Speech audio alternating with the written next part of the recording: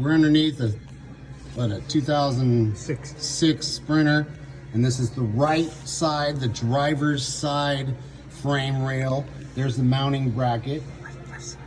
Huh? Left side. Left side. Oh, left driver's side. Sorry.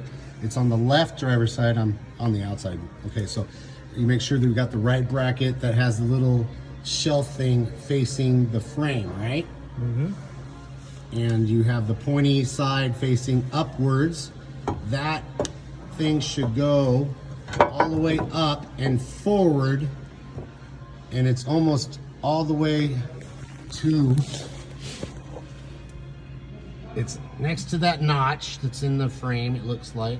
Mm-hmm. It's pushed all the way up, so it looks like it's only like a ½ inch from the top, right? Correct. And all the way back towards that little guide right there. There's a little guide flush against that, and all the way up, and that shell thing needs to sit flush on the frame, right? Yeah. Uh-huh. That part right there needs to sit flush on the frame. Mm-hmm. So it goes in that nookie right there, all the way back, right here, all the way back to that part, and all the way up.